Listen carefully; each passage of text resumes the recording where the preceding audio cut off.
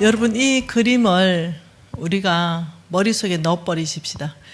이 그림, 우리는 강하고 용맹을 떨치는 삶, 이 삶을 사는 게 크리스찬입니다.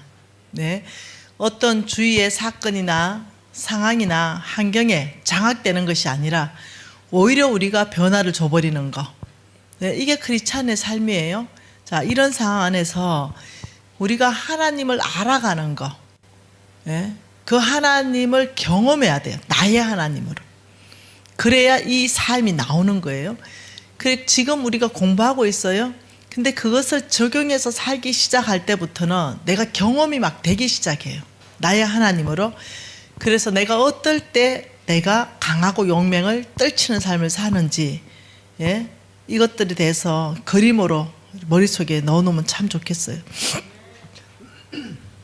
우리는 잘못된 어떤 기반에 세웠던 재정의 가치관이든 이 모든 것을 다 허물기로 어저께 결정했습니다. 새로 세워가기로 결정했고, 새로 우리가 안다면, 쉬는 시간에 우리 권사님 한 분이 아이고 내가 잘 됩니까? 이러니까 아이고 아는데 잘 되진 않아요 이래요. 그래서 내가 이렇게 말해줬어요. 잘 되는 방법이 있다. 저도 잘 안 됐어요. 근데 진짜 잘 되는 방법을 제가 터득했어요. 이게 뭔지 알아요? 욕심을 싹 없애버리니까 되더라고요. 모든 것에 욕심을 다 없애버리니까 너무 잘 돼요. 너무 쉬워요. 돈에 대한 욕심도, 집을 갖고 싶다는 욕심도, 차를 갖고 싶다는 욕심도, 명품 옷을 갖고 싶다는 모든 욕심을 다 내려놔 버리니까 몽땅이 부유해졌습니다. 굉장히 편해요. 또 굉장히 잘 됩니다. 훈련이 엄청 쉬워요. 모든 욕심을 버려버리니까. 자족하는 삶을 우리가 훈련했잖아요. 자족하는 삶, 말씀의 기반에 대해서 우리가 봤잖아요. 먹을 것, 마실 것 있으면 너희들이 족한 줄 알라. 그렇게 훈련하라 해서 우리가 지난 1년 동안 훈련했어요. 그러고 나니까요, 아침에 눈 뜨면 감사, 저녁에 잘 때면 감사. 왜? 그 기준 자체가 먹을 것, 그냥 입을 것, 그것만 있으면 자족하라 하니까. 그러니 처음에는 제가 뭔가를 자꾸 하려고 했어요. 뭔가를 자꾸 이루려고 했습니다. 뭔가를 자꾸 쌓으려고 했어요. 근데 그게 아니라는 거 알았죠? 하나님이 그냥 하라는 것만 딱 해야 된다는 걸 알게 되었어요. 그래서 다 없앴어요. 욕심 올라오는 거 또 내려놓고 하나님께 올려드리고. 그러니까 뭐 무지하게 잘 되는데요. 그래서 우리 권사님한테, 권사님 욕심만 다 제거해버려라. 그러면 무지하게 잘 돼버린다. 형제들이 가장 어려운 게 성에 대한 욕심. 이걸 성욕이라 그러죠.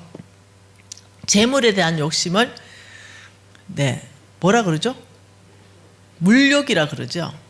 권력에 대한 욕심을 뭐라 그래요? 명예욕이라 그러죠. 이런 게 다 욕심이에요. 성에 대한 욕심, 남자도 어렵다는데요, 안 어렵거든요. 그 욕심이 꽉 차기 때문에 무지하게 어려운 거예요. 진리의 말씀의 기반에 견고하게 서면 그게 어려운 게 아니거든요. 내 젊을 때 얻은 아내로 즐거워해라. 그냥 내 아내로 즐거워하면 되거든요. 근데 자꾸 이웃집 자매를 탐하지 말라 했는데 자꾸 그걸로 탐하니까 어려운 거예요. 근데 말씀에 탐하지 마라 이러면은 말씀에 그냥 딱 항복하고 눈을 콱 감아버리고 탐 안 하고 집에 일찍 들어가서 우리 아내를 즐거워하면 그게 끝나거든요. 근데 그 아내를 즐거워하지 않고 자꾸 다른 자매를 즐거워하려고 하니 이게 성욕이 된 거예요. 욕심이 계속 되죠. 여러분, 사실은 안 어려운데 자꾸 어렵게 만드는 거거든요. 물욕도 마찬가지예요. 친구 집에 놀러 갔는데 막 한 45평 아파트 사는데 우리 집은 15평이다 이러면 막 그때부터 욕심이 생기고 또 생기고 또 생겨가지고 막 우리 신랑 능력 없어 보이고 막 우리 신랑 그냥 밥도 그냥 칵 모래 한 숟가락 넣어버리고 싶고 막 신랑은 진짜 열심히 살아주는데 최선을 다해 살아주는데 그냥 그 15평에 만족하고 욕심 내려놓고 알콩달콩하게 살다 보면 15평이 25평도 될 건데, 아예 그냥 그 물욕 때문에 막 지옥을 만들어요. 삶을. 신랑 바가지 박박 긁어버리고 내 팔자가 뭐가 이렇다 막 이러고, 그 신랑이네가 데리고 사는지도 몰라요. 그냥 다른 사람 같으면 살아주지도 않아. 내가 우리 신랑한테 감사한 게 나를 데리고 살아주는 게 감사해요. 네, 하나님 오랄 때까지 나를 안 버리면 참 감사한데, 그거는 알 수가 없죠. 맞잖아요. 야, 한 채 앞은 아무도 몰라요. 은혜를 구할 뿐이죠. 아버지 쫓겨나지 않게 해주세요. 은혜를 구할 뿐이죠, 그냥. 네. 그래서 하나님 법대로 훈련하는 거 어렵다 생각하면 한없이 어렵습니다. 쉽다고 생각하면 한없이 쉬워요. 하나님 우리한테요, 어려운 거 안 시켜요. 하나님께서 우리가 이렇게 말했어요. 너희들이 너무 힘들 때는 피할 길을 내신다. 감당 못할 쯤에는 피할 길을 내신다. 우리 하나님 그러신 분이에요. 절대 어려운 게 아닌데, 자꾸 어느 형제가 나한테 그런 말을 하더라고요. 자기는 모든 게 다 쉬운데 이 성욕을 제어하는 게 너무 힘든다, 이렇게 얘기하는 거예요. 그 내가 너무 웃겼어요. 결혼한 남자가 그게 왜 힘들어요? 집에 들어가가지고 네, 성경대로 와이프를 즐거워하면 해결 다 되는데 왜 힘들어요? 자꾸 어떠냐면 그 안에 욕심으로 꽉 자기 스스로 채우는 거예요. 그래서 힘들게 만들어가는 거예요. 실제 안 힘들어요. 근데 자꾸 쏟는 거죠. 무지 힘든다고 쏟는 거예요.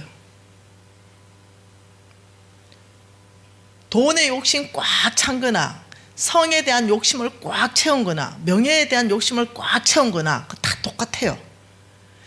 이것을 자족하는 법을 배워야 돼요. 우린 재물에 대한 자족하는 법을 배웠죠.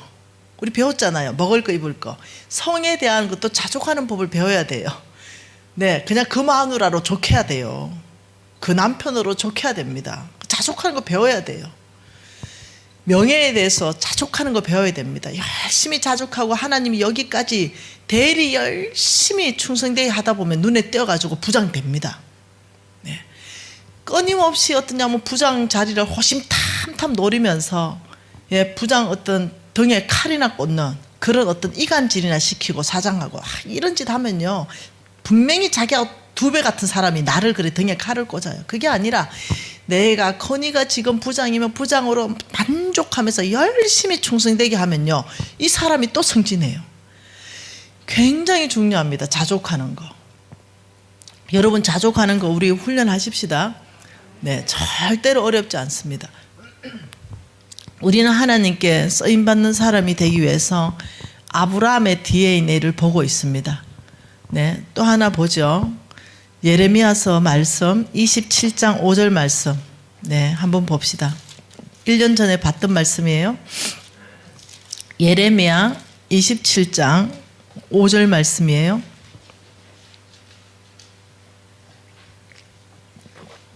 같이 한번 읽어볼까요? 나는 내 큰 능력과 나의 처던 팔로 땅과 지상에 있는 사람과 짐승들을 만들고 내가 보기에 옳은 사람에게 그것을 주었노라. 하나님께서는요, 모든 걸 소유하셨다고 성경 전체가 말하고 있죠. 온 천하 만물이 다 주의 것입니다. 나는 내 큰 능력과 나는 나의 팔로 지상에 있는 모든 것과 사람과 짐승들을 만들었다. 주인이 내다. 오직 나만이 너의 주인이고 온 땅에 있는 모든 것의 주인은 나야, 이 말이에요. 그 창조주 하나님께서 말씀하시길 온 땅에 있는 게 내 것인데 그 안에는 금도 포함되어 있고 다이아도 포함되어 있어요. 온 땅에 그건 광물입니다. 재물도 포함되어 있어요. 내가 보기에, 하나님 보시기에 어떤 사람요? 옳은 사람. 하나님 보기에 옳은 사람에게 뭘 준다고요? 하나님이 소유하고 있는 모든 것을 맡긴다. 하나님의 기준점입니다. 어떤 사람은요, 사람 보기에 옳은 사람이 있어요. 네, 사람한테 잘 보이는 사람이 있습니다. 네, 어떻게 하면 저 사람한테 잘 보일까? 이런 어떤 헛된 데 시간을 보내는 사람들이 있어요. 여러분 이제 제 정도 위치에 있잖아요. 그러면 저는 영적으로도 탑리더 안에 위치해 있어요. 여러분 저는 또 사회적으로 경제적인 것도 탑리더 위치에 있습니다. 그러면 눈에 보여요. 내한테 잘 보이려고 애쓰는 거 다 보여요. 그때 제가 이런 마음 듭니다. 저렇게 애쓰지 않아도 되는데 나의 기준점은 오직 성경인데 그냥 저 사람이 성경대로 열심히 충성되이 부지런히 하나님 하라는 대로 하면 그냥 내 눈에 이쁘게 보일 텐데. 네. 여러분 네, 우리 지도자들 잘 섬겨야 되죠. 하나님께서 네, 장로들을 존경하라 그랬어요. 그런데 말씀 전하는 장로는 배나 존경하라 그랬어요. 말씀 전하는 장로가 누구예요? 목회자를 말하는 겁니다. 존경해야 되죠. 존경하고 섬기는 거하고는 다르다는 거예요. 그 앞에서 그냥 잘 보이려고 하는 그 마음은 네, 좀 내려놓으세요. 그러지 말고 정말 존경하고 정말 귀하게 여기고 이런 마음만 가지세요. 잘 보이기 위해서 애를 쓰고 이럴 필요가 없는 거예요. 우리는 오직 잘 보이려고 네, 애쓰는 건 뭐예요? 우리는 하나님의 방법대로 살아서 하나님 눈에 옳다고 여김 받는 거. 사람의 기준도 있어요. 사람의 기준. 여러분 사람의 기준하고 하나님 기준하고 무지하게 다릅니다. 그래서 여러분은 시간도 없는데 사람 기준까지 맞추지 말고요. 하나님이 옳다라는 기준만 맞추면요. 자동적으로 모든 사람에게 하나님께서 존귀하게 대접받게 하십니다. 네. 그 사람은 기족의 반열로 올라가게 돼 있습니다. 성경이 그렇게 증언하고 있습니다. 그러니 오직 하나님께서 내가 옳다, 이 사람은 참 옳다 이러면 하나님이 뭐라고요? 내가 그것을 다 준다 이렇게 말한 거죠. 사도행전 13장 22절에는 뭐라 합니까? 내가 사울 왕을 패하고 다윗을 왕으로 세우시고 정언하여 이르시되 내가 다윗을 만나니 내 마음에 맞는 사람이라. 여러분 알죠? 내 뜻을 다 이룰 것이다. 다윗을 통해서는 하나님의 마음에 뭐라 했어요? 맞는 사람이다 이렇게 말했어요. 그리고 뭐예요? 내 뜻, 하나님의 뜻을 다윗을 통해서 다 이룰 것이다 이렇게 말했어요. 그래서 사도행전 22장 13절을 보면 이렇게 말합니다. 패하시고 다윗을 왕으로 세우시고 정언하여 이르시되 다윗을 만나니 이렇게 말합니다. 참 놀랍게 말하죠. 하나님께서 다윗을 어떻게 했다고요? 만났다. 만나니 내 마음에 맞는 사람이다. 이렇게 명확하게 성경이 정언하고 있어요. 하나님은 그냥 다윗 내 마음에 맞다 이렇게 한 게 아니고 만나봤다. 내가 다윗을 만나니 내 마음에 맞다 이렇게 말한 거죠. 어디를 만났다고요? 사무엘상 16장 17장 쭉 보면은 다윗의 하나님이 왕으로 기름 붓는 장면이에요. 그때 사무엘 왕이 실수할 뻔했죠. 이새의 첫째 아들에게 기름 부을 뻔했습니다. 과연 하나님이 쓰실 만한 기름 부을 자가 과연 여기 있네. 왜? 걔가 을장이었거든요. 걔가 몸짱이었어요. 무지하게 멋지게 생겼거든요. 이새의 첫째 아들이. 그러니 사무엘까지 깜빡 쏘을 뻔했습니다. 그게 사무엘이 뭐라 했어요? 이게 사무엘상 16장 17장 18절 얘기예요.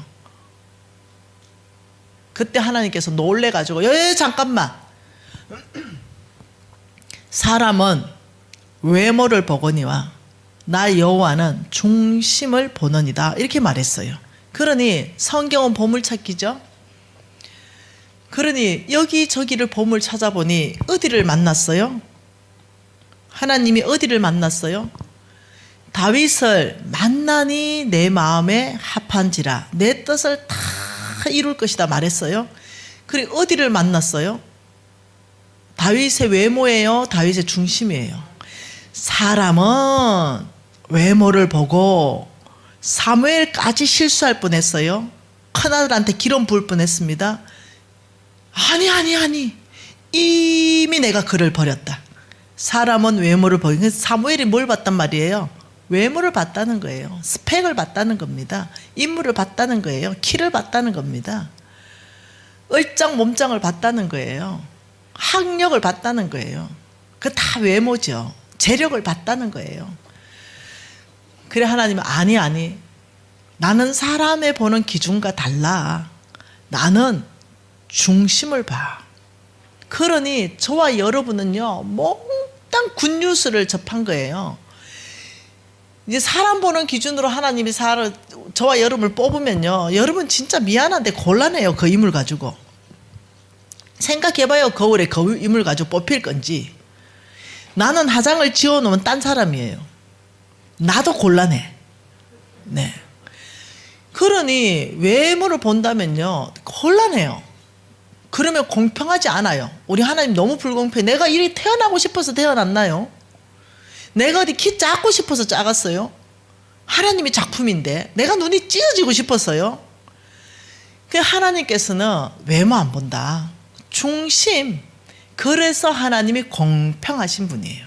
그리고 그 중심, 어떤 중심을 보고 내가 너를 축복하고 내 능력을 다 부어줘서 내가 너를 쓸 건지, 그것도 성경에 다 얘기해놨어요.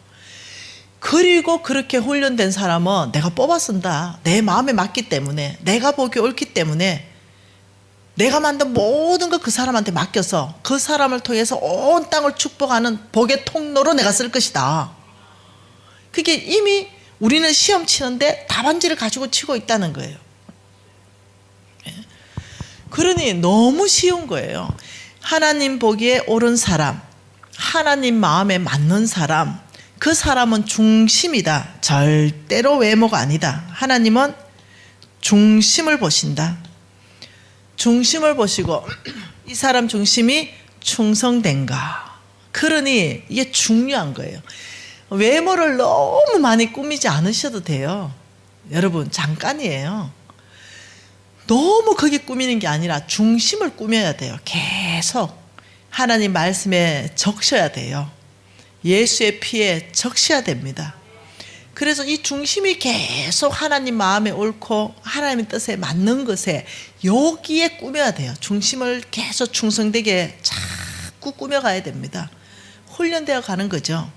이게 너무 중요하기 때문에 오늘 하나님이 쓰시는 내가 보기에 옳다라고 인정하는 사람 중심, 첫 번째 뭐 봤어요? 오늘 충성을 봤어요.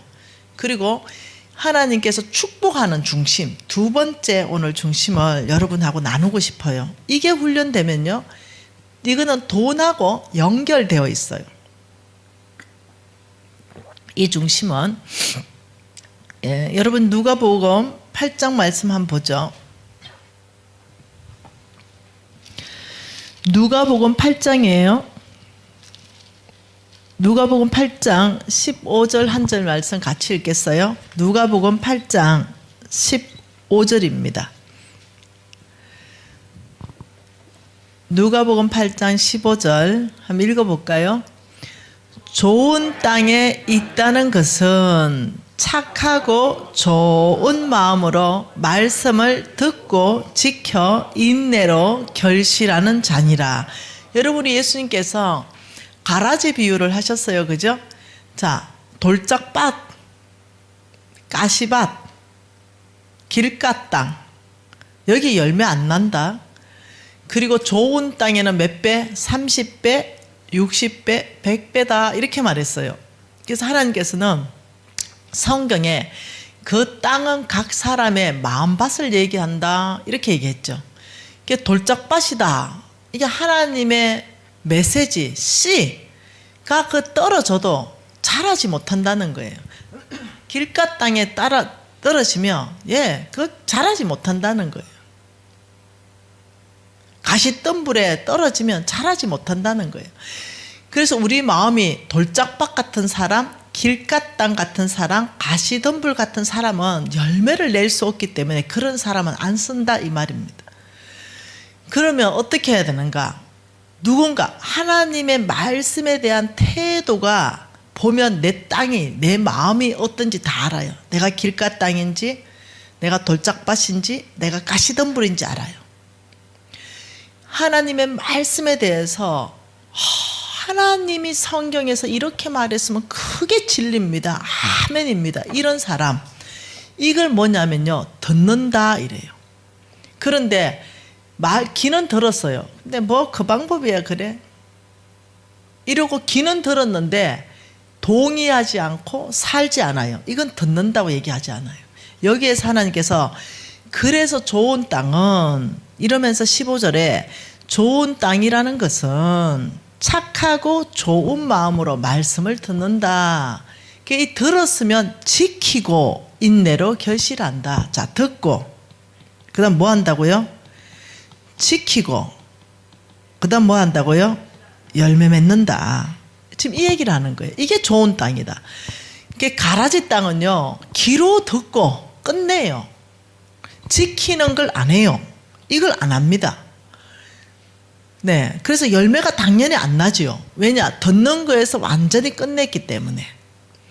하나님 말씀대로 뭔가 지켜봐야 그 다음에 하나님 약속대로 뭐가 될 거 아니에요. 우리가 지킨다는 것은요, 믿음이 있기 때문에, 하나님 약속에 대한 믿음이 있기 때문에 우리는 지키는 거예요. 그러면 열매는 주신다는 하나님이 하셔야 되는 거예요. 믿음이라는 것은 뭐예요? 하나님 말씀 따라 사는 삶, 하나님 음성 듣고 사는 삶. 믿음이라는 것은 이런 거예요. 믿음이란 정의가 하나님의 음성을 듣고 사는 삶, 하나님의 말씀을 따라서 사는 삶 자체가 믿음으로 사는 삶, 믿음이에요. 믿음이다 이럴 때는 반드시 순종하는 말씀에 대한 순종하는 행위가 나와야 돼요. 행위. 이게 지키는 걸 말하는 거예요. 이게 뭐냐면 내가 할 일입니다. 내가 할 일. 그리고 하나님 말씀에 대한 신뢰. 이것은 하나님이 나에게 하실 일입니다. 하실 일. 하나님께서 여리고성을 돌아라. 그 성을 7바퀴 돌고 마지막 날에는 한꺼번에 돌며 무너뜨릴 것이라고 말했다면, 내가 할 일은 여리고성을 무너뜨리는 게 아니에요.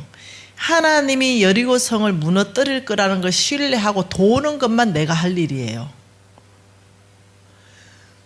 그래서 믿음이라는 것은요, 하나님의 영광을 침범하면 안 돼요. 믿음은요, 내 할 것 순종하고 하나님 하실 것은요, 내가 그냥 믿고 있으면 돼요. 그러면 하나님이 그 믿음 가운데 역사하신다고 말해요. 이게 믿음이에요. 그래서 우리는 예수, 지금 오늘 여기에 지금 교회에 나온 이유가 뭐냐? 하나님께서 예수 믿으면 천국 간다 했기 때문에, 믿기 때문에 나왔어요. 똑같은 거예요. 우리가 믿게 되면 하나님 말씀을 듣지요. 하나님, 이건 말씀을 들은 거예요. 하나님의 말씀을, 이게 씨예요, 씨. 하나님 말씀을 듣고 믿는 사람은 지켜요. 뭐 한다고요? 믿는 사람은 지켜요. 근데 안 믿는 사람은 어떻게 해요? 안 지켜요. 여기에서 어떠냐? 열매가 있고 없고 여기서 차이가 다 나요. 똑같이 들어도 안 지키는 사람은 열매 못 나요. 그래서 하나님이 좋은 땅에 있다는 것은 착하고 좋은 마음으로 말씀을 듣고 지켜 인내로 결실한다. 이렇게 말한 거예요. 내가 하나님 말씀 들었는데 지키는 데까지 안 갔다. 그것은 내가 가라지 땅이라는 걸 알아들어야 됩니다. 내가 길가 땅이라는 걸 알아들어야 돼요. 내가 돌짝밭이 내 마음에 꽉 있다는 걸 알아들어야 돼요. 좋은 땅은요, 말씀을 들으면 놀랍죠. 행동으로까지 가는 거, 그리고는 기다리면 돼요. 왜요? 이제 씨를 심었기 때문에 시간이 필요해요. 씨가 죽고 열매가 나고 이래야 되니까 시간이 필요해요. 그래서 인내로 결실한다는 거예요. 이게 믿음으로 사는 거예요. 오늘 보리싹 심어놓고 내일 보리 추수하려면 안 되잖아요. 인내하는 시간이 필요하잖아요. 네. 그렇듯이 여기에서 이 착하고 좋은 마음, 이게 성경적 원어로 무슨 뭔지 압니까? 이 사람은, 예, 착하고 좋은 마음은요, 하나님에 대한 정직한 마음이다. 이거예요. 이게 성경적 원어입니다. 어떤 마음을 착하고 좋다고 말하는가? 하나님에 대한 정직한 마음을 착하고 좋은 마음으로 번역되어 있는 거예요. 여러분, 하나님에 대한 정직한 마음이 있으면요, 특징이 명확하게 성경에서 나와요. 어떤 특징이 나오냐면 말씀대로 실천하는 특징들이 나와요. 오늘 거기에 대해서 하나님께서 내가 옳다라고 인정하고 내 마음에 맞다라고 인정하는 첫 번째 우리가 충성에 대해서 봤다면, 지금 이 시간에는 하나님 마음에 맞다, 내가 옳다라고 인정하는 정직에 대해서 보고 싶어요. 정직. 이 정직은요, 부를 가지고 옵니다. 재물, 이것을 가지고 와요. 하나님의 경제를, 하나님의 재물을, 하늘의 재물을 열 수 있는 키워드가 뭐냐면요, 정직입니다. 정직이라는 키를 들고 열어야 하나님의 곳간이 열립니다. 그래서 이 정직은 무지하게 중요한 하나님의 성품 중에 특히 성부로 가는 사람에게는 하나님이 주는 키가 정직입니다. 정직 키가 아니고는 하나님의 곳간은 절대로 열리지가 않습니다. 그래서 몇 군데를 왜 하나님은 이 정직한 사람에게 주겠다 하는가, 이 성경 구절을 제가 오늘 좀 찾아서 가져온 게 있어요. 한번 봐보십시다. 이거는 신명기 32장 4절 말씀이에요. 한번 읽어볼까요? 그는 반석이시니 그 공덕이 완전하고 그 모든 길이 공평하며 진실무망하신 하나님이시니 공의로우시고 정직하시도다. 하나님의 성품 자체가 어떻다고 말하는 거예요? 정직하신 분이시다. 불의가 없으신 분이시다. 왜 하나님이 정직한 사람에게 재물의 곳간을 열어주냐면 그분 자체의 성품 자체가 정직하신 분입니다. 여러분, 제가 성경 한 구절 더 찾아봤어요. 이것은 시편 25편 8절 말씀이에요. 여러분 띄워놨잖아요. 읽어볼까요? 여호와는 선하시고 정직하시니 그러므로 그 도로 죄인들을 교훈한다. 우리 하나님의 성품 어떻다고요? 그분은 악이 하나도 없어요. 그분 성품 자체가 선하시고 정직하세요. 여러분, 이런 것들이 하나님을 알아가는 겁니다. 하나님을 알아가는 거. 자, 시편 25편 8절 말씀을 띄워놓고 여기에 하나님의 성품 찾기를 공부해 본다 봅시다. 하나님의 성품 뭘 찾을 수 있어요? 하나님은 선하시다. 하나님은 정직하시다. 죄인들은 또 교훈하시는 분이시다. 이 찾아지는 거예요. 네. 우리 하나님 어떤 분이에요? 여러분, 저는 어떻게 훈련 받았냐면은 3년을 훈련 받았습니다. 성경 창세기부터 계시록까지 한 절 한 절에서 하나님의 성품 찾기, 이것을 3년 동안 찾았습니다. 이런 식으로 한 절 한 절. 지금 시편 띄워놓으면 여기에서 제가 노트를 하는 거예요. 시편 25편 8절을 통해서 하나님을 찾은 하나님, 하나님은 선하신 하나님, 하나님은 정직하신 하나님, 찾는 거예요. 이 왜 사람들이 이렇게 말합니다. 미진 간사님의 이 메시지가 무지하게 성경적 기반 안에서 깊이가 있다라고 얘기해요. 이것은 거저돼서 그냥 어떠냐면 외우기식 공부한 게 아니에요. 하나님의 성품 찾는 데만 3년의 시간을 들이면서 그것을 나를 통해서 하나님의 성품이 드러나는 훈련들을 했어요. 3년간을. 그러니 왜 하나님은 정직과 재물의 곳간하고 연결시켜놨는가를 우리가 봐야 정직하고 싶잖아요. 부정직할 때 거절할 수 있잖아요. 제가 한 구절 더 찾았어요. 시편 33편 4절입니다. 또 읽어볼까요? 여호와의 말씀은 정직하며 그 행사가 다 진실하시도다. 우리 하나님 찾아보세요. 여기 하나님 성품 찾아보세요. 뭐예요? 정직하신 하나님, 진실하신 하나님. 이렇게 찾는 거예요. 그래서 하나님은 정직하시다. 이걸 찾는 거예요. 제가 여러분 안 찾아도 됩니다. 또 찾았어요. 이것은 호세아의 말씀이에요. 호세아 14장 9절 말씀인데요. 네, 성경에 꽉 차 있지만 몇 군데만 찾은 거예요. 이것은 호세아 말씀의 결론에 해당하는 말씀이에요. 읽어볼까요? 누가 지혜가 있어 이런 일을 깨달으며 누가 총명이 있어 이런 일을 알겠느냐. 여호와의 도는 정직하니 의인이라야 그 도에 행하리라. 그러나 죄인은 그 도에 그저 넘어지리라. 여러분, 의인은 뭐예요? 의인은 오직 믿음으로 말미암아 살리라. 의인은, 믿음의 사람은 그 여호와의 도를 행한다는 거예요. 믿음의 사람이 행한다는 거예요. 믿음 없는 사람은 그 여호와의 도를 받지 않고 그냥 넘어뜨려 버리는 거예요. 그냥 무시하는 거예요. 그래서 우리가 지금 이 시간에 이 정직에 대해서 뿌리 깊이 우리가 알고 싶은 거죠. 하나님은 뭐라고요? 정직하신 분이시다. 자, 우리 욥기 한번 찾아보도록 하죠. 하나님 말씀 욥기입니다. 1장입니다. 욥기 1장 1절입니다. 하나님이 욥을 엄청나게 이뻐하시죠. 네, 욥에 대해서 1장 1절 같이 읽어볼까요? 우스 땅에 욥이라 불리는 사람이 있었는데 그 사람은 온전하고 정직하여 하나님을 경외하며 악에서 떠난 자더라. 여러분, 제가 우리 스승님이 이렇게 말했습니다. 홍성근 목사님이 이렇게 말했어요. 내가 사는 삶에 내가 원칙으로 삼는 거, 내가 그렇게 살려고 가장 애쓰는 거, 내 삶의 어떤 태도에 대한 하나님 앞에서 사람 앞에 태도에 대해서 나는 욥기 1장 1절이다 이렇게 말씀하셨어요.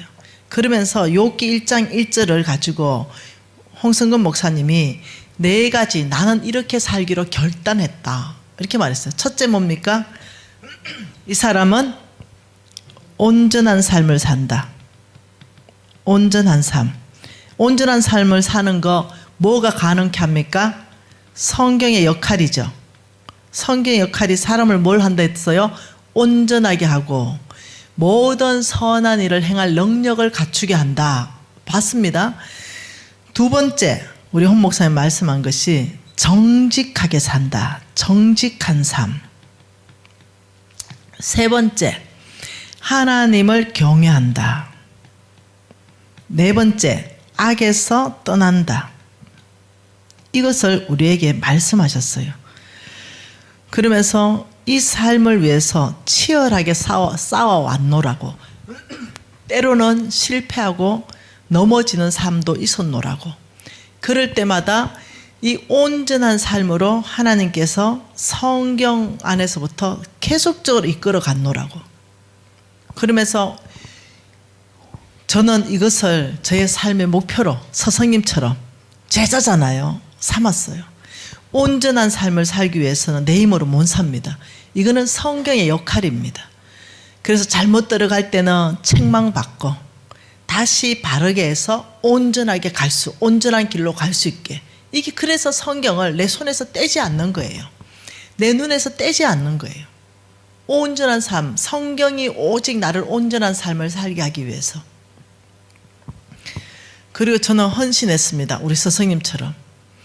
손해 보더라도 정직한다. 여러분, 제가 어떤 데는요, 말 안 해도 되는 게 있어요. 너무 정직해가 손해 보는 게 많아요. 그래도 말한다. 그래도. 그리고 하나님을 경외가 뭐예요?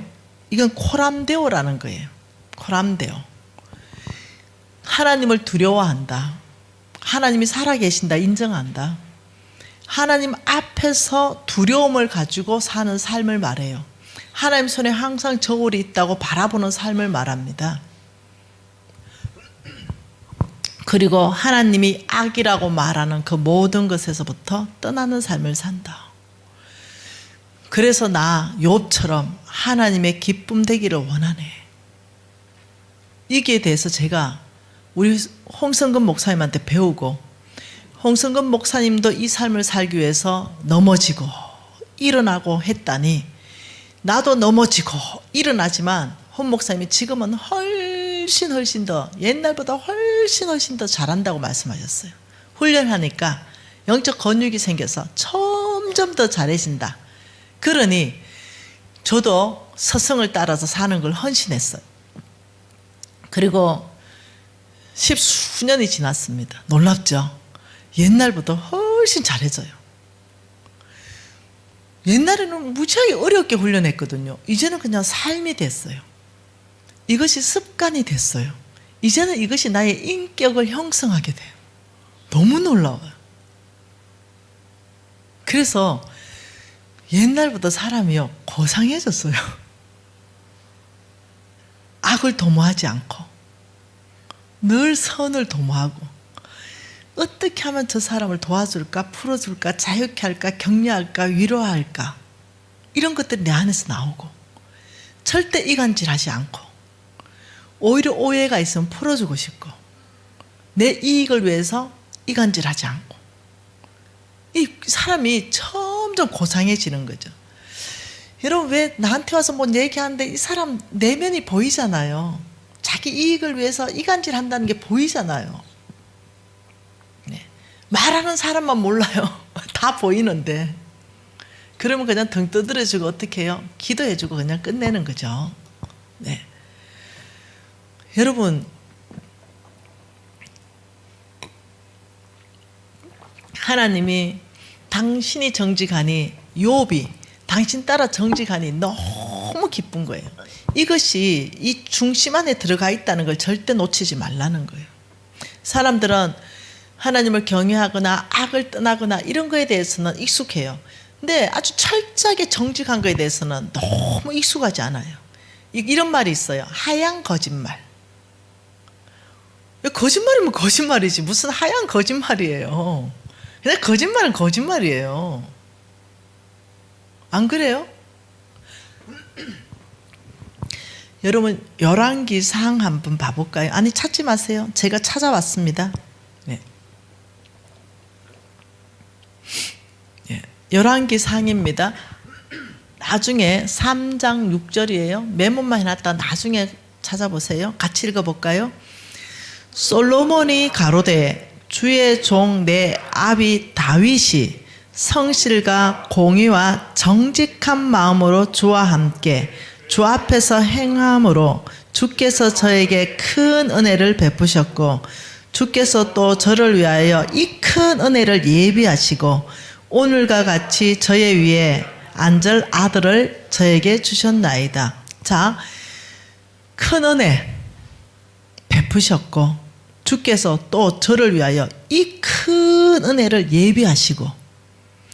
하나님의 은혜가 필요하십니까? 저는 필요합니다. 더 큰 은혜가 필요하고, 정말 더 큰 은혜가 있어야만 살아갑니다. 근데 놀랍죠? 다윗은 성실과 공의와 정직한 마음이 있었다. 왜 하나님이 다윗을 만나니 내 마음에 딱 맞다라고 하신지 알죠? 그의 중심 한중앙에 하나님을 꼭 빼닮은 거예요. 뭐요? 정직한 성품. 이걸 꼭 빼닮은 거예요.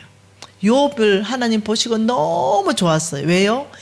아주 정직한 성품을 꼭 빼닮은 거예요. 여러분, 한 구절 더 봐볼까요? 열왕기 하 22장 2절인데요.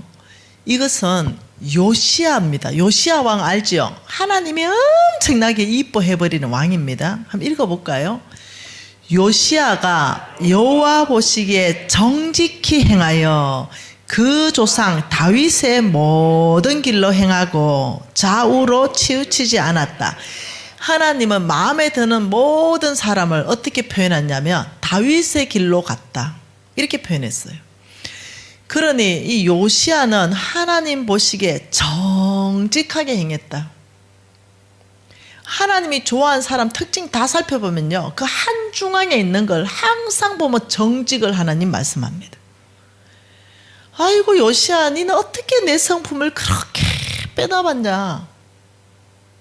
어떻게 내가 이뻐하는 다윗의 그 성품하고 그렇게 똑같냐? 여러분, 하나님 이뻐하는 왕 또 있죠. 열왕기하 18장 3절이죠. 히스기야. 한번 읽어볼까요?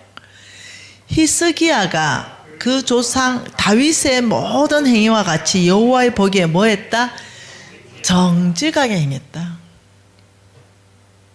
참 놀랍죠? 하나님은 이 정직한 사람의 모델을 세워줬는데 그것을 다윗으로 세워줬어요. 우리에게 하나님은 정직하시고 하나님은 우리에게 누군가는 모델을 줬어요. 여러분, 성부의 모델은 여러분에게는 저죠. 그죠? 맞잖아요. 그렇듯이 하나님 성품을 똑 닮은 다윗을 이 땅 가운데 하나님께서 정직한 사람의 모델로 세우셔서 놀랍죠. 이 놀라운 약속들을 하신 거예요. 여러분, 욥기서에 보면 하나님이 어마어마한 놀라운 약속을 하셨어요. 이게 욥기서 8장 5절부터 7절인데 정직하게 행하면 어떻게 되는지 한번 읽어봅시다. 내가 만일 하나님을 부지런히 구하고 전능하신 이에게 기도하고 청결하고 정직하면 정녕 너를 돌아보고 내 의로운 집에서 형통하게 하고 내 시작은 미약했으나 내 나중은 심히 창대하리라. 이 세 가지. 내가 정직하게 행하고 여호와께 기도하면 참 놀랍잖아요. 축복하는데 어떻게 축복하냐? 첫째, 내가 너를 돌볼 것이다. 두 번째, 너를 형통하게 할 것이다. 세 번째, 네가 시작 미약했냐? 심히 창대하게 하겠다. 어떤 사람에게? 첫째, 부지런히 전능자에게 구하는 것, 기도하고 정직하면. 놀랍죠? 이 정직은 하나님이 이 경제 영역 안에, 정치 영역 안에 하나님이 쓰시는 사람은 공의를 집행하는 사람, 경제 영역 안에 하나님이 쓰시는 사람은 정직한 사람. 정직의 열쇠를 들지 않고는 하나님의 재물을 열 수 있는 키가 없습니다. 그래서 이 정직한 거는 너무너무 중요한데 우리가 너무너무 흰 거짓말을 많이 하고 사는 거예요. 앞으로는 흰 거짓말도 안 한다. 그냥 입 다물고 있는다. 그냥 훈련하셔야 됩니다. 이 사람을 위해서 거짓말했는데 그 거짓말이에요. 왜 이렇게 하나님은 거짓말을 엄청나게 싫어하냐면 사탄은 하나님 뭐랍니까? 거짓의 아비이다. 성경이 사탄은 거짓의 아비이기 때문에 사탄은 끊임없이 우리에게 유혹합니다. 거짓말해서 모면할 수 있도록. 그래서 남편하고 부인하고 싸우는 대부분의 출발이 그러면 거짓말 때문에 붙는 겁니다. 흰 거짓말 해버리는 거예요. 나중에는 덜통 나쁘고 그 상황을 모면하기 위해서 대충 떼우면서 거짓말을 해버리고. 아니요, 이거 습관되면 큰일 나요. 오늘부터 여러분 훈련하십시다. 거짓말 안 하는 거 훈련하십시다. 누구나 다 거짓말합니다. 근데 훈련해야 됩니다. 그러면 훈련됩니다. 거짓말이 나오려면 입에 자물쇠를 채워버리십시다. 나랑 같이 훈련하십시다. 자물쇠를 채워버리고 거짓말 나오려고 그러면 입을 꽉 다물어 버리십시다. 그러면서 정말로 하나님이 나로 인해서 기쁨을 이기지 못하는 사람, 하나님은 이 모델로 다윗을 줬기 때문에 우리가 살아낼 수 있는 거죠. 왜? 수많은 사람이 하나님 입에서 너는 정직하다 소리를 들었잖아요. 욥이 정직하다 들었지요. 히스기야 정직하다 들었죠. 다윗 정직하다 들었죠. 다 정직하다 듣는 거죠. 미진아, 너는 참 정직하고 악에서 떠났구나. 참 너는 온전하게 살려고 늘 성경을 가까이 하고 하나님을 경외하구나. 이 소리를 듣는다면 내 인생에 있어서 그 어떤 것도 부러울 게 없을 것 같아요. 제 목표거든요. 오늘 또 그 소리, 그 칭찬 받는 거, 그 삶만, 그 네 가지 삶만 살 수 있다면 얼마나 좋겠어요. 그러니 오늘 또 거짓말 안 하려고, 혹 거짓말 상황이 되면 입 다물어 버리고 그 자리를 떠나버리고 전화를 끊어버리고 내 마음을 겸비하는 거예요. 여러분, 이사야 말씀은 이렇게 말합니다. 이사야 26장 7절에는 이렇게 말합니다. 의인의, 같이 읽는 거예요. 의인의 길은 정직함이요, 정직하신 주께서 의인의 첩경을 평탄하게 하시노도다. 여러분, 우리가 평탄한 삶을 원합니까? 의인은 오직 믿음으로 산다. 그 끊임없이 믿음과 뭐가 연결됩니까? 정직함. 끊임없이 연결됩니다. 믿음의 사람은 거짓말을 하지 않습니다. 믿음의 사람은 정직한 삶을 삽니다. 그러면 하나님께서는 이를, 오직 예수의 피로 우리가 어렵다함을 이미 입었고, 그러면 어려운 삶 가운데 살아내는 거죠. 정직한 행위를 했다고 해서 우리가 어려워지는 거 아닙니다. 잘 들으세요. 우리는 이미 어려워졌습니다. 예수의 피로만 어려워질 수 있습니다. 예수의 피가 나를 어렵게 합니다. 그러니 우리는 예수의 피로 다 어려워졌습니다. 이제는 어려운 삶 가운데 우리는 살아가기 시작하는 겁니다. 그게 뭐냐? 정직한 가운데 사는 것이 어려운 사람들의 삶이다. 이걸 가리키는 겁니다. 저와 여러분은 어려워졌고 어려운 삶 가운데 훈련생으로 들어가는 것입니다. 그러면 하나님께서 우리의 앞날을 평탄하게 축복하신다. 엄청나죠? 정직한 사람에게 따라붙는 축복들이 엄청나죠? 그런데도 거짓말 하실 거예요? 잠언서 15장 6절에 뭐라 그럽니까? 같이 읽을까요? 의인의 집에는, 이때 이 의인이요, 여러분 성경적 원어로 보면 정직을 말합니다. 정직. 의인은 뭐라고요? 말했죠. 의인의 길은 뭐라고요? 정직함의 길이다. 그래서 이 정직함의 길, 의인의 집에는 뭐가 있다고요? 많은 보물이 있어. 악인의 소득은 고통이 된다. 여러분, 악인의 소득이 얼마나 큰 고통을 가져오는지는 제가 또 기회 있으면 나눌게요. 속부의 재물은요, 엄청난 고통을 나만 당하는 게 아니고 자손 대대로 당합니다. 병들고 재물 없어지고. 근데 의인의 길은 정직함이요. 정직한 집에는, 의인의 집에는 많은 보물이 있게 한다. 이거 누가 말하냐면, 사람들은요, 이걸 다 무시해버려요. 이런 원리들을 무시해버립니다. 막 부정직하게 하면서 많은 하나님이 주는 축복을 받기를 원해요. 이거 불가능하다는 거예요. 여러분, 잠언서 또 13장 6절에는 뭐라 그래요? 공인은,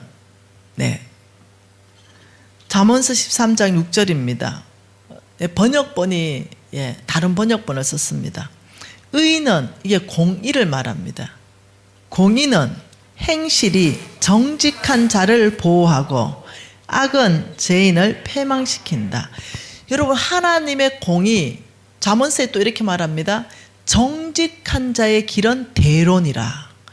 정직한 자는 내가 방패가 되어주겠노라. 이렇게 말합니다. 정직하면요, 내 하나님이 다 보호하기 때문에 떨 일이 없습니다. 지금 많이 떨겠죠? 대통령 후보들이. 누가 되면 누구는 감옥 가겠죠? 많이 떨겠죠? 근데 정직하게 했으면 떨 일 하나도 없죠. 왜요? 없는 죄 만든다고요? 아니요. 죄 있기 때문에 감옥 가는 거예요. 여러분, 그래서 지도자, 한 나라의 지도자, 요시야 왕, 히스기야 왕, 이런 한 나라를 맡기는 사람한테 가장 중요한 덕목 중에 하나 있다면요, 여러분, 정직한 성품이에요. 이게 무지하게 중요해요. 그래야 나라가 보호받습니다. 그래서 그 정직한 성품이 있어야 그 안에 공의가 살아나요. 정치 영역 안에 우리가 회복돼야 되는 영역이 뭐라고 배웠어요? 공의요. 이 공의는요, 부정직한 사람에게는 나오지를 않아요. 그래서 여러분, 내일은 대선의 날이에요. 반드시 투표하십시오. 2사람 중에, 아니면 3사람 중에, 아니면 10사람 중에 그래도 정직한 사람 뽑아야 됩니다.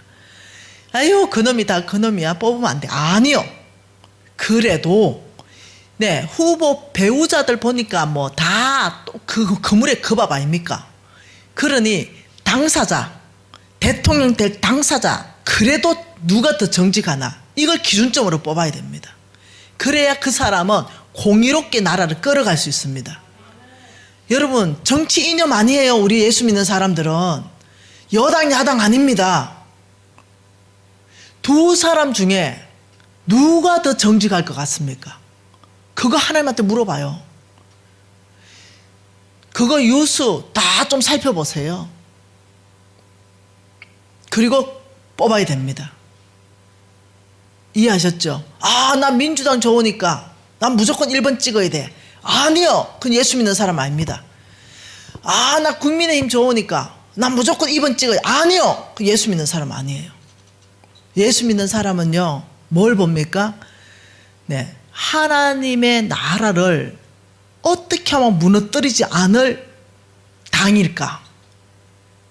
이 당을 짓고 나면 하나님의 법들이 다 무너지면 안 되니까 이런 것들을 보고 이 당 저 당을 평가를 해야 됩니다. 그래서 저는 내일 여러분이 반드시 투표할 거에 대해서, 누구를 투표하는 것은 여러분들이 기도하고 정하세요. 기준점 뭐다? 공의이다. 정치 안에는 공의가 살아나지 않으면 정치는 부패합니다. 공의는 옳은 건 옳다, 잘못한 것 잘못하다, 정확한 기준점을 가지고 있는 것. 정직하지 않으면 그 공의 못 씁니다. 왜요? 다 무너집니다. 그래서 정직한 사람을 뽑아야 공의가 바로 선다. 이 공의와 정직은 항상 같이 간다. 여러분, 절대로 잊어버리지 마시기를 바라요. 여러분, 시편 84편도 한번 읽어보십시다. 시편 84편 11절입니다. 읽어볼까요?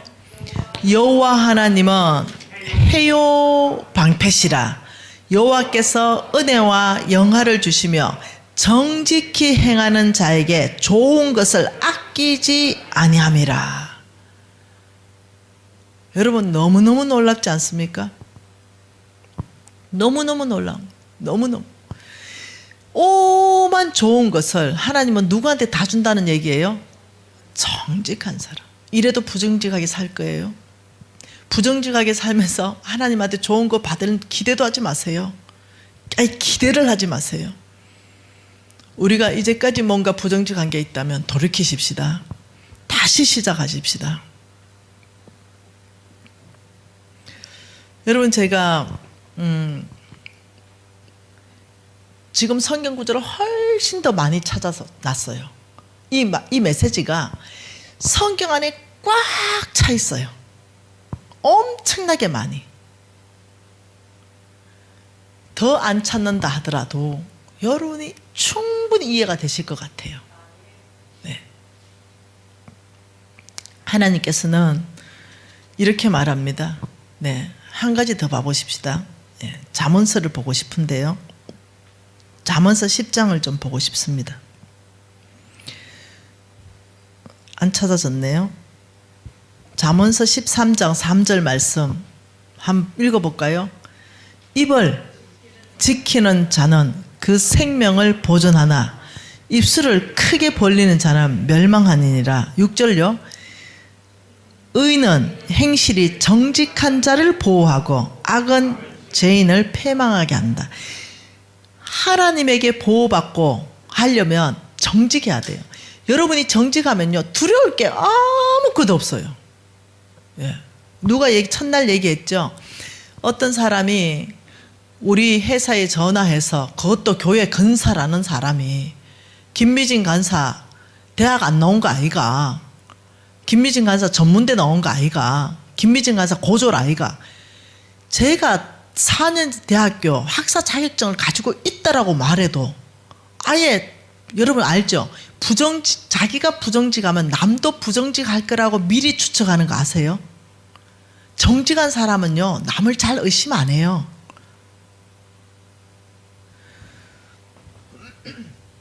여기에서 입을 지키는 자는 생명을 보존한다. 뭔 말인지 이해되죠? 입 열어서 부정직하고 입 열어서 거짓말할 것 밖에는 입을 닫아야 됩니다. 그리고 입술을 크게 벌리는 자는 이게 뭔 말이냐면 남의 말을 옮기는 사람을 말합니다. 여기 가서 이 말하고 저기 가서 막 저 말하는 거, 이걸 얘기하는 거예요. 그런 사람은 멸망한다. 처음에는 내가 여기 말을 가지고 여기 가서 막 옮겨서 하면 이 사람은 나하고 편먹는 것 같죠? 근데 결국 왕따 됩니다.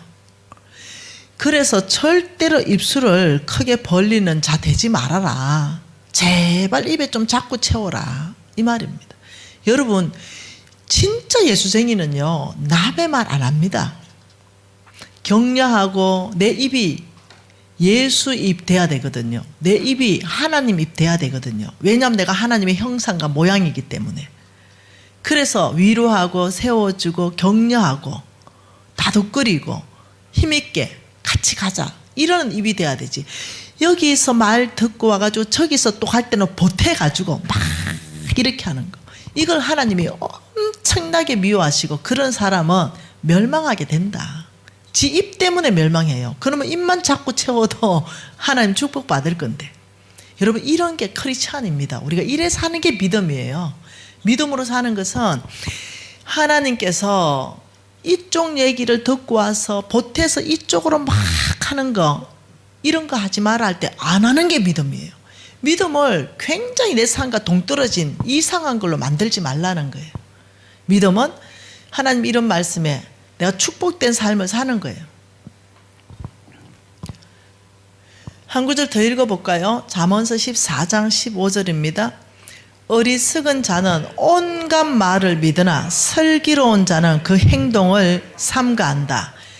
슬기로운 자는 함부로 반응하지 않는다. 행동을 잘 절제한다. 이렇게 말했어요. 여러분 있잖아요. 어떤 사람이 입을 크게 벌리는 사람이 와가지고 막 이렇게 하면은, 네, 그 말이 온갖 말을 믿으면요, 그 사람이 어리석은 사람이에요. 네. 그래 할 때 뭐 어떻게 해야 돼요? 아, 형제님 혹은 자매님 혹은 집사님, 아이고 이것이 혹시라도 그 보디발 장군 손에 들려져 있는 요셉의 옷, 증거가 아닐 수 있습니다. 우리가 이거 밝혀지지도 않은 걸 가지고 이렇게 얘기하는 것을 하나님이 기뻐하지 않을 것 같아요.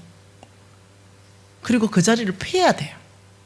그런 사람하고는 성경에는 뭐라냐면요, 아예 사귀지도 말아라 이렇게 나와 있어요. 그러면서 아주 슬기로운 사람은 그 행동을 삼가한다. 함부로 그렇게 크게 입 벌리는 사람, 남의 말을 가지고 온갖 나한테 전하는데 거기에 어머 진짜 그래, 어머 세상에 몰랐네, 우리 목사님이 그랬대, 우리 장로님 그랬대, 어머 그 집사님 진짜 그랬어, 이렇게 반응 안 한다는 거예요. 슬기로운 사람 어떻게 한다고요? 기도합시다. 하나님의 은혜를 잊게 기도하십시다. 거기에 막 맞장구 치고 반응하는, 이게 크리스찬이에요. 여러분, 찐 크리스찬들은요 진짜 고상합니다. 예. 삶이 품위가 있습니다. 여러분, 이렇게 살고 싶지 않으세요? 좀 품이 있고 얼굴은 빛나고, 아, 저 사람 보면 참 하나님의 성품이 너무 보여. 이렇게 살고 싶지 않으세요? 요한계시록 21장에 보면은 하나님 나라에 못 들어가는 사람들을 쭉 리스트업을 해놓은 게 있어요. 그게 뭐냐면, 놀랍죠? 거짓말하는 자는 못 들어간다, 이렇게 해놨어요. 아, 참 놀랍죠? 그만큼 하나님께서 엄격하게 다루는 게 뭐냐면, 거짓말하지 말아라, 사탄을 닮아간다, 사탄은 거짓의 압이다, 흰 거짓말도 하지 말아라, 너희들이 정직한 키를 잡아야 온 온갖 부유한 하늘의 보물을 다 열어서 너의 것 될 수 있다. 여러분, 그러니 오늘부터 훈련하고 싶어요. 저도 훈련할 거예요. 더 정직하기 위해서. 여러분 같이 하십시다. 온 대한민국 안에 주의 교회들이, 믿는 크리스찬들이 정직하면 나라는 바뀝니다. 여러분, 바닷물이 썩지 않는 바닷물의 퍼센트가요, 몇 퍼센트 안 돼요. 6, 70%밖에 안 돼요. 우리 크리스찬의 인구가 얼마입니까? 몇 퍼센트입니까? 약 15에서 20%예요. 그런데도 이 나라가 다 썩었다는 것은 크리스찬들이 썩었다는 겁니다. 여러분, 이 나라의 정치 수준은요, 교회 정치를 넘어가지 못해요. 교회 정치가 썩었기 때문에 나라가 썩는 거예요. 교회 정치가 정직하게 공의가 바로 서면요, 나라는요 부패할 수가 없습니다. 저는 나라의 부패, 부정하고 썩은 거 저는 나무랄 자신이 없어요. 왜요? 여러분, 교회 정치가 썩어서 그렇거든요. 목사님들이 그렇게 돼버려서 그래요. 그러니 모든 교인들도 같이 따라가 버리는 거예요. 정말 나라를 위한다면 교회 정치가 공의롭고 정직하게 바로 서야 됩니다. 그래야 나라가 바로 설 수 있어요. 여러분, 우리나라는 전 세계를 섬기는 복음의 사주자로 다음 세대를 믿음의 세대에 일으켜서 하나님께 드려야 됩니다. 우리 지금부터 한 교회부터 합시다. 우리 교회부터 합시다. 정직한 운동. 그러면 여러분 다음 세대, 또 여러분 다음 세대, 가장 먼저 회복돼야 될, 재정을 얻기 위해서도 가장 먼저 회복돼야 되는 정직, 나라를 바꾸기 위해서도 가장 회복돼야 될 영역이 정직. 여러분 정직하지 않았다면 오늘 이 시간에 회개하고 싶습니다. 하나님, 이제까지 알든 모르든 오히려 사람들을 위해서 한다고 했는 것들, 흰 거짓말도 거짓말인 거 알았습니다.